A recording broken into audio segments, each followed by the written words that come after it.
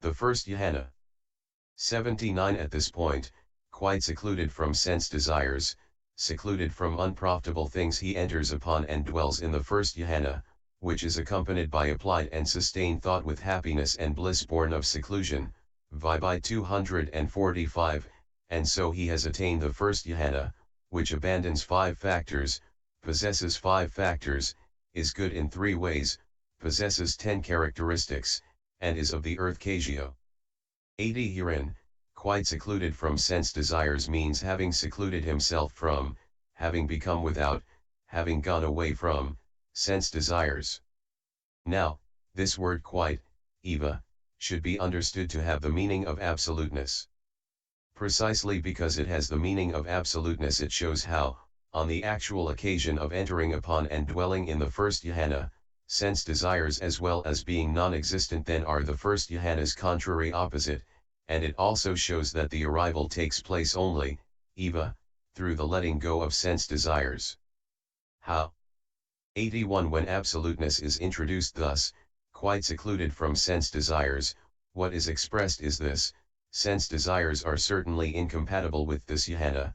When they exist, it does not occur, just as when there is darkness, there is no lamplight, and it is only by letting go of them that it is reached, just as the further bank is reached only by letting go of the near bank. That is why absoluteness is introduced. 82 Here it might be asked, but why is this word quite mentioned only in the first phrase and not in the second? How is this? Might he enter upon and dwell in the first jhána even when not secluded from unprofitable things? It should not be regarded in that way. It is mentioned in the first phrase as the escape from them, for this jhána is the escape from sense desires since it surmounts the sense desire element and since it is incompatible with greed for sense desires, according as it is said, the escape from sense desires is this, that is to say, renunciation, D3 275. But in the second phrase 140 the word Vibh should be adduced and taken as said, as in the passage, Bhikkhus, only, Vibh, here is there an ascetic, here a second ascetic, MI 63. For it is impossible to enter upon and dwell in jhána unsecluded also from unprofitable things, in other words, the hindrances other than that sense desire. So this word must be read in both phrases thus, quite secluded from sense desires, quite secluded from unprofitable things. And although the word secluded as a general term includes all kinds of seclusion, that is to say, seclusion by substitution of opposites, etc., and bodily seclusion, etc. 23 still only the 3, namely, bodily seclusion, mental seclusion, and seclusion by suppression, suspension, should be regarded here. 83 But this term sense desires should be regarded as including all kinds, that is to say, sense desires as object as given in the Nidisa in the passage beginning. What are sense desires as object? They are agreeable visible objects, Nid I1, and the sense desires as defilement given thereto and in the Vibhogga thus, zeal as sense desire, greed as sense desire, zeal and greed as sense desire, thinking as sense desire, greed as sense desire, thinking and greed as sense desire. 24, Nid I2, Vibh 256. That being so, the words quite secluded from sense desires properly mean quite secluded from sense desires as object, and express bodily seclusion, while the words secluded from unprofitable things properly mean secluded from sense desires as defilement or from all unprofitable things, and express mental seclusion. And in this case giving up of pleasure in sense desires is indicated by the first since it only expresses seclusion from sense desires as object, while acquisition of pleasure in renunciation is indicated by the second since it expresses seclusion from sense desire as defilement. 84 And with sense desires as object and sense desires as defilement expressed in this way, it should also be recognized that the abandoning of the objective basis for defilement is indicated by the first of these two phrases and the abandoning of the subjective defilement by the second, also that the giving up of the cause of cupidity is indicated by the first and the giving up of the cause of stupidity by the second, also that the purification of one's occupation is indicated by the first. and the educating of one's inclination by the second. This, firstly, is the method here when the words from sense desires are treated as referring to sense desires as object. 85 But if they are treated as referring to sense desires as defilement, then it is simply just zeal for sense desires, kamakanda, in the various forms of zeal, chanda, greed, raga, etc., that is intended as sense desires, kama. 83, second quotation. 141 And although that lust is also included by the word unprofitable, it is nevertheless stated separately in the Vibh in the way beginning, Herein, what are sense desires? Zeal as sense desire, Vibh 256, because of its incompatibility with jhána. Or, alternatively, it is mentioned in the first phrase because it is sense desire as defilement, and in the second phrase because it is included in the unprofitable. And because this lust has various forms, therefore from sense desires is said instead of from sense desire. 86 And although there may be unprofitableness in other states as well, nevertheless only the hindrances are mentioned subsequently in the Vibh. Thus, herein, what states are unprofitable? Lust, Vibh 256, etc., in order to show their opposition to, and incompatibility with, the jhána factors. For the hindrances are the contrary opposites of the jhána factors. What is meant is that the jhána factors are incompatible with them, eliminate them, abolish them. And it is said accordingly in the Pikkapatsa concentration is incompatible with lust, happiness with ill will, applied thought with stiffness and torpor, bliss with agitation and worry, and sustained thought with uncertainty, not in Pikkapatsa. 87 So in this case it should be understood that seclusion by suppression, suspension, of lust is indicated by the phrase quite secluded from sense desires, and seclusion by suppression, suspension, of all five hindrances by the phrase secluded from unprofitable things. But omitting repetitions, that of lust is indicated by the first and that of the remaining hindrances by the second. Similarly with the three unprofitable roots, that of greed, which has the 5 chords of sense desire, Mi85, as its province, is indicated by the first, and that of hate and delusion, which have as their respective provinces the various grounds for annoyance, A4 408, V150, etc., by the second. Or with the states consisting of the floods, etc., that of the flood of sense desires, of the bond of sense desires, of the canker of sense desires, of sense desire clinging, of the bodily tie of covetousness, and of the fetter of greed for sense desires, is indicated by the first, and that of the remaining floods, bonds, cankers, clingings, ties, and fetters, is indicated by the second. Again, that of craving and of what is associated with craving is indicated by the first, and that of ignorance and of what is associated with ignorance is indicated by the second. Furthermore, that of the 8 thought arisings associated with greed, 14.90, is indicated by the first, and that of the remaining kinds of unprofitable thought arisings is indicated by the second. This, in the first place, is the explanation of the meaning of the words quite secluded from sense desires, secluded from unprofitable things. 88 So far the factors abandoned by the jhána have been shown. And now, in order to show the factors associated with it, which is accompanied by applied and sustained thought is said. 142 Herein, applied thinking, vitakana, is applied thought, vitaka, hitting upon, is what is meant. 25 It has the characteristic of directing the mind onto an object, mounting the mind on its object. Its function is to strike it and thresh for the meditator is said, in virtue of it, to have the object struck at by applied thought, threshed by applied thought. It is manifested as the leading of the mind onto an object. Sustained thinking, vikaryo, is sustained thought, vikara, continued sustainment, anasankaryo, is what is meant. It has the characteristic of continued pressure on, occupation with, the object. Its function is to keep connascent mental states occupied with that. It is manifested as keeping consciousness anchored on that object. 89 And, though sometimes not separate. Applied thought is the first impact of the mind in the sense that it is both gross and inceptive, like the striking of a bell. Sustained thought is the act of keeping the mind anchored, in the sense that it is subtle with the individual essence of continued pressure, like the ringing of the bell. Applied thought intervenes, being the interference of consciousness at the time of first arousing thought, like a bird spreading out its wings when about to soar into the air, and like a bee's diving towards a lotus when it is minded to follow up the scent of it. The behavior of sustained thought is quiet, being the near non-interference of consciousness, like the bird's planing with outspread wings after soaring into the air, and like the bee's buzzing above the lotus after it has dived towards it. 90 In the commentary to the Book of 2:26 this is said, applied thought occurs as a state of directing the mind onto an object, like the movement of a large bird taking off into the air by engaging the air with both wings and forcing them downwards. For it causes absorption by being unified.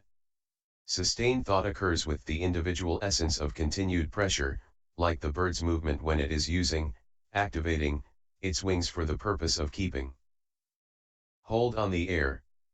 For it keeps pressing the object. 27. That fits in with the latter's occurrence as anchoring. This difference of theirs becomes evident in the first and second jhanas in the fivefold reckoning. 91 Furthermore, applied thought is like the hand that grips firmly and sustained thought is like the hand that rubs. When one grips a tarnished metal dish firmly with one hand and rubs it with powder and oil and a woolen pad with the other hand. Likewise, when a potter has spun his wheel with a stroke on the stick and is making a dish. 143, his supporting hand is like applied thought and his hand that moves back and forth is like sustained thought. Likewise, when one is drawing a circle, the pin that stays fixed down in the center is like applied thought, which directs onto the object, and the pin that revolves round it is like sustained thought, which continuously presses. 92 So this jhana occurs together with this applied thought and this sustained thought and it is called, accompanied by applied and sustained thought as a tree is called accompanied by flowers and fruits. But in the Vibhogga the teaching is given in terms of a person. 28 In the way beginning, he is possessed, fully possessed, of this applied thought and this sustained thought, Vibh 257. The meaning should be regarded in the same way thereto. 93 Born of seclusion, here secludedness, vivity, is seclusion, Vibh. The meaning is, disappearance of hindrances. Or alternatively, it is secluded, Vibh. Thus it is seclusion, the meaning is, the collection of states associated with the jhana is secluded from hindrances. Born of seclusion is born of or in that kind of seclusion. 94 Happiness and bliss, it refreshes, Punyayati, thus it is happiness, pity. It has the characteristic of endearing, sampayayana. Its function is to refresh the body and the mind, or its function is to pervade, thrill with rapture. It is manifested as elation. But it is of five kinds as minor happiness, momentary happiness, showering happiness, uplifting happiness, and pervading, rapturous, happiness. Herein, minor happiness is only able to raise the hairs on the body. Momentary happiness is like flashes of lightning at different moments. Showering happiness breaks over the body again and again like waves on the seashore. 95 Uplifting happiness can be powerful enough to levitate the body and make it spring up into the air. For this was what happened to the elder Mahatissa, resident at Puavalika. He went to the shrine terrace on the evening of the full moon day. Seeing the moonlight, he faced in the direction of the great shrine at Anuradhapura, thinking, at this very hour the four assemblies 29 are worshipping at the great shrine. By means of objects formerly seen there he aroused uplifting happiness with the enlightened one as object, and he rose into the air like a painted ball bounced off a plastered floor and alighted on the terrace of the great shrine. 96 And this was what happened to the daughter of a clan in the village of Vattikalaka near the Girikaka monastery when she sprang up into the air owing to strong uplifting happiness with the enlightened one as object. As her parents were about to go to the monastery in the evening, it seems, in order to hear the Dhamma 144, they told her, "My dear, you are expecting a child, you cannot go out at an unsuitable time." We shall hear the Dhamma and gain merit for you. So they went out. And though she wanted to go too, she could not well object to what they said.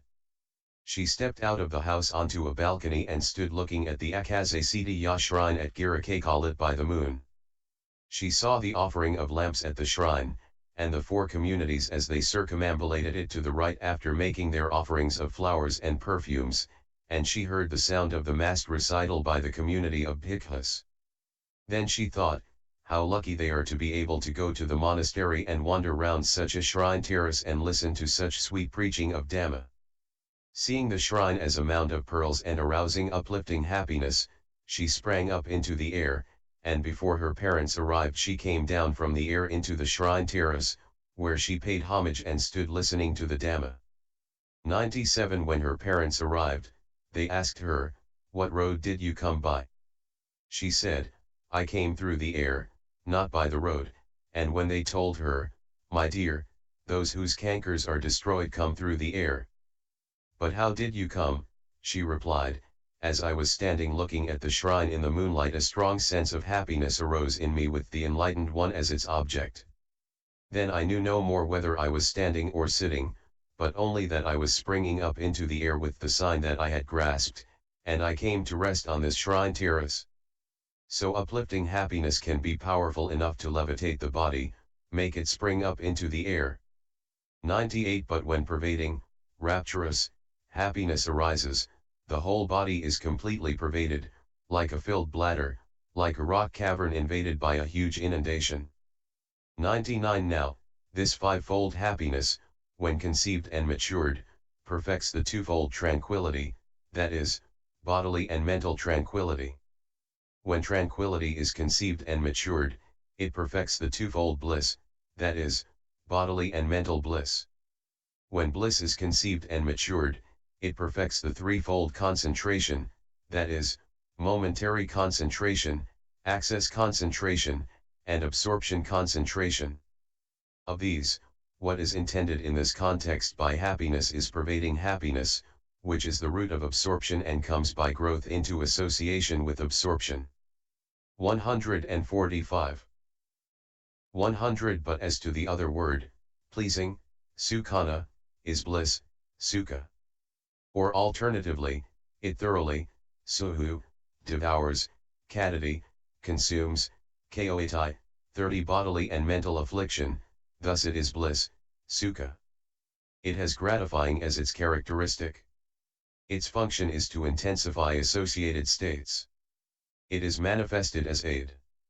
And wherever the two are associated, happiness is the contentedness at getting a desirable object, and bliss is the actual experiencing of it when got.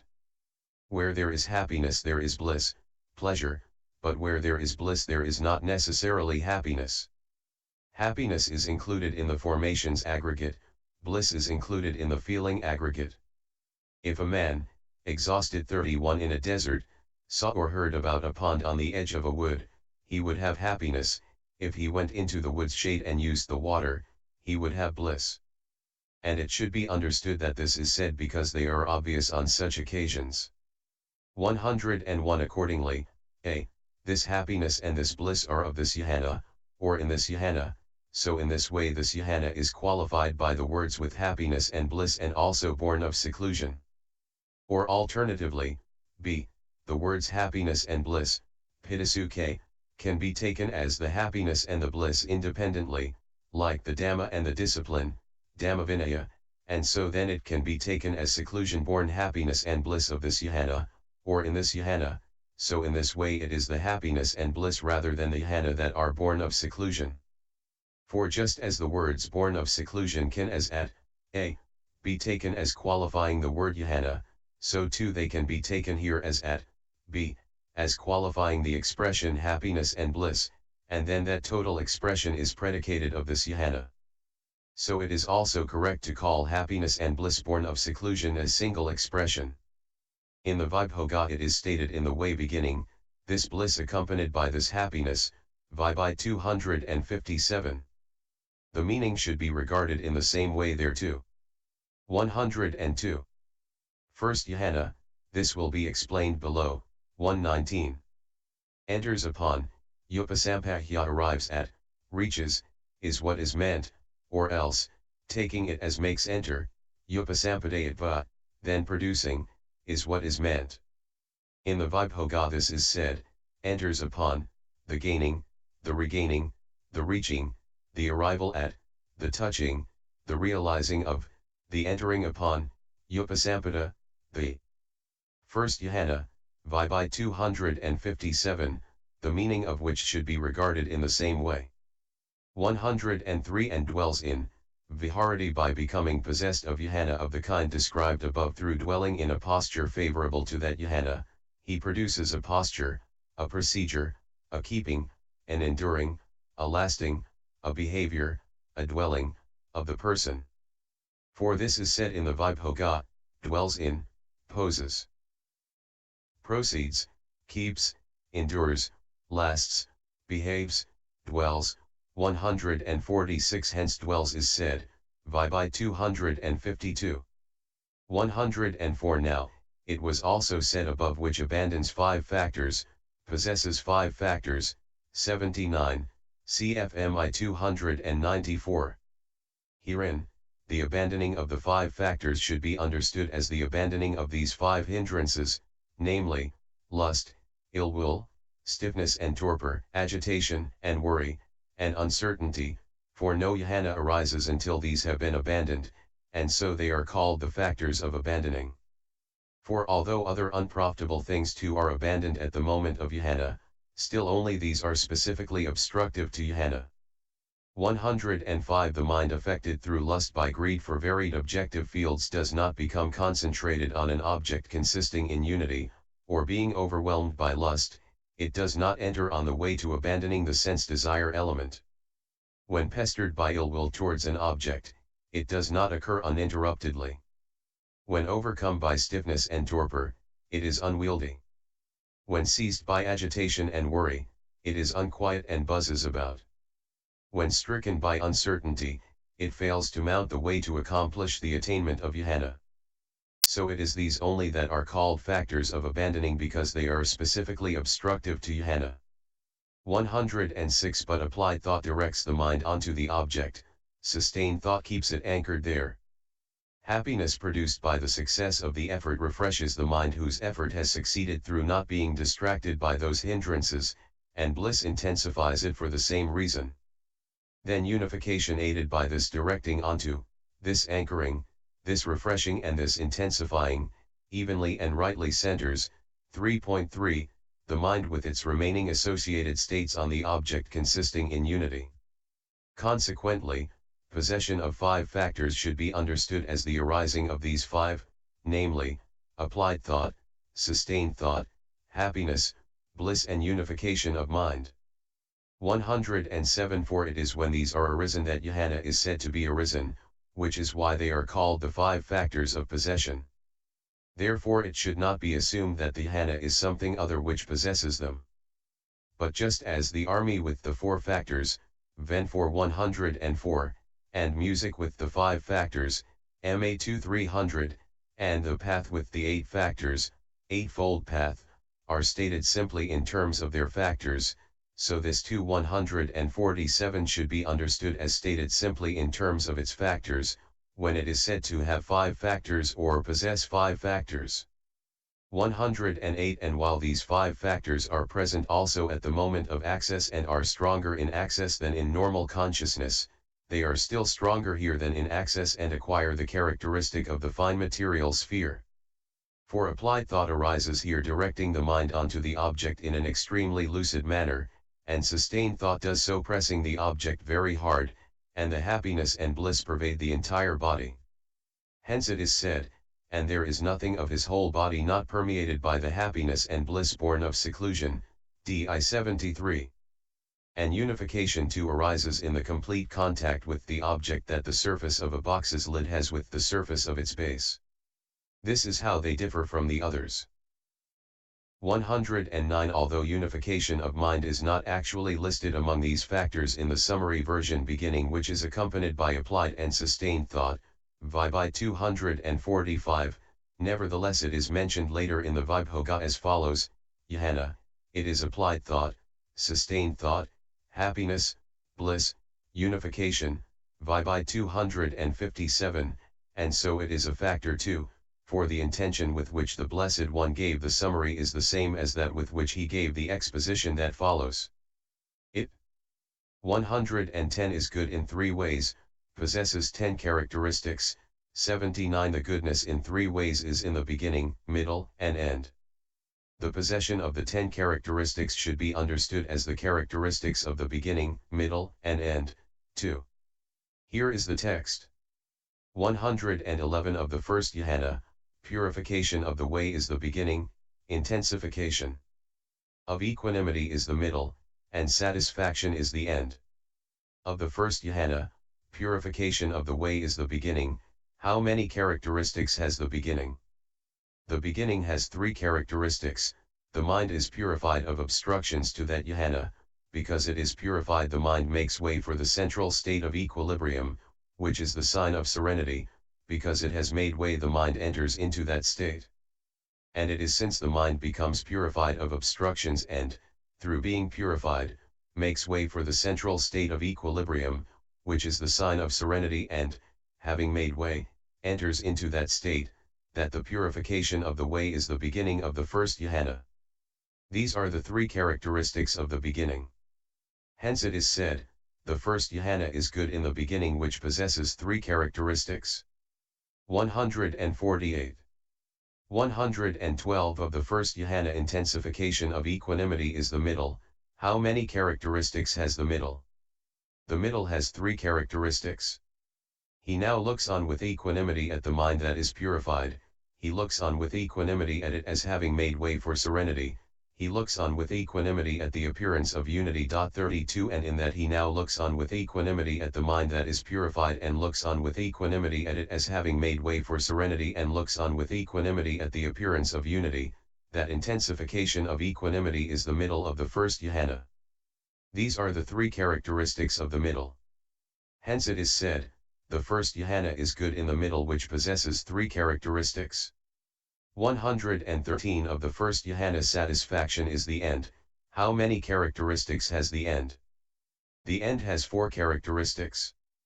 The satisfaction in the sense that there was non-excess of any of the states arisen therein, and the satisfaction in the sense that the faculties had a single function, and the satisfaction in the sense that the appropriate energy was effective, and the satisfaction in the sense of repetition, are the satisfaction in the end of the first jhana. These are the 4 characteristics of the end. Hence it is said, the first jhana is good in the end, which possesses 4 characteristics. Pasi 167-68. 114 Herein, purification of the way is access together with its concomitants. Intensification of equanimity is absorption. Satisfaction is reviewing. So some comment. 33 But it is said in the text, the mind arrived at unity enters into purification of the way, is intensified in equanimity, and is satisfied by knowledge. Pasi 167, and therefore it is from the standpoint within actual absorption that purification of the way firstly should be understood as the approach, with intensification of equanimity as the function of equanimity consisting in specific neutrality, and satisfaction as the manifestation of clarifying knowledge's function in accomplishing non-excess of states. How? 115 Firstly, in a cycle of consciousness in which absorption arises, the mind becomes purified from the group of defilements called hindrances that are an obstruction to jhana. Being devoid of obstruction because it has been purified, it makes way for the central state of equilibrium, which is the sign of serenity. Now, it is the absorption concentration itself occurring evenly that is called the sign of serenity. But the consciousness immediately before that 149 reaches that state by way of change in a single continuity, cfxxii.16, and so it is said that it makes way for the central state of equilibrium, which is the sign of serenity. And it is said that it enters into that state by approaching it through having made way for it. That is why in the first place purification of the way, while referring to aspects existing in the preceding consciousness, should nevertheless be understood as the approach at the moment of the first jhana's actual arising. 116. Secondly, when he has more interest in purifying, since there is no need to repurify what has already been purified, thus, it is said that he looks on with equanimity at the mind that is purified. And when he has no more interest in concentrating again what has already made way for serenity by arriving at the state of serenity, it is said that he looks on with equanimity at it as having made way for serenity. And when he has no more interest in again causing appearance of unity in what has already appeared as unity through abandonment of its association with defilement in making way for serenity, it is said that he looks on with equanimity at the appearance of unity. That is why intensification of equanimity should be understood as the function of equanimity that consists in specific neutrality. 117. And lastly, when equanimity was thus intensified, the states called concentration and understanding produced there, occurred coupled together without either one exceeding the other. And also the five faculties beginning with faith occurred with the single function, taste, of deliverance owing to deliverance from the various defilements. And also the energy appropriate to that, which was favorable to their state of non-excess and single function, was effective. And also its repetition occurs at that moment. 34. Now, all these four aspects are only produced because it is after seeing with knowledge the various dangers in defilement and advantages in cleansing that satisfiedness, purifiedness, and clarifiedness ensue accordingly. That is the reason why it was said that satisfaction should be understood as the manifestation of clarifying knowledge's function in accomplishing non-excess, etc., of states. 114.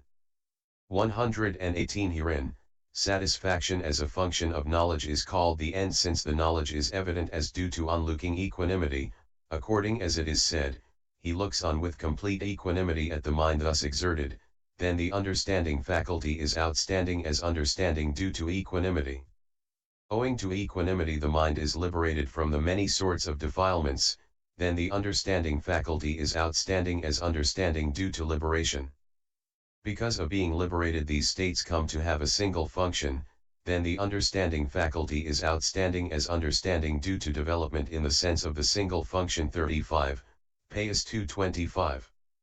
119. Now, as to the words and so he has attained the first jhána, of the earth kasióa, 79. Here it is first because it starts a numerical series.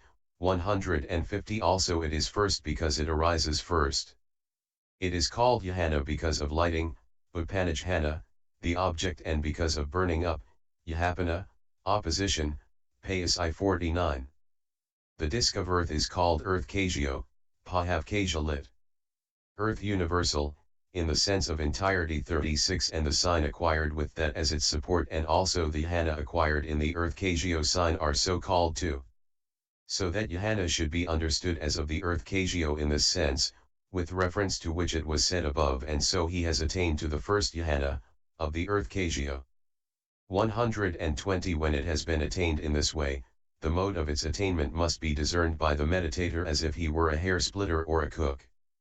For when a very skillful archer, who is working to split a hair, actually splits the hair on one occasion, he discerns the modes of the position of his feet, the bow, the bowstring, and the arrow. Thus, I split the hair as I stood thus, with the bow thus, the bowstring thus, the arrow thus. From then on he recaptures those same modes and repeats the splitting of the hair without fail. So too the meditator must discern such modes as that of suitable food, etc. Thus, I attain this after eating this food, attending on such a person, in such a lodging, in this posture at this time. In this way, when that absorption is lost, he will be able to recapture those modes and renew the absorption, or while familiarizing himself with it he will be able to repeat that absorption again and again. 121. And just as when a skilled cook is serving his employer, he notices whatever he chooses to eat and from then on brings only that sort and so obtains a reward, so too this meditator discerns such modes as that of the food, etc., at the time of the attaining, and he recaptures them and reobtains absorption each time it is lost. So he must discern the modes as a hair splitter or a cook does.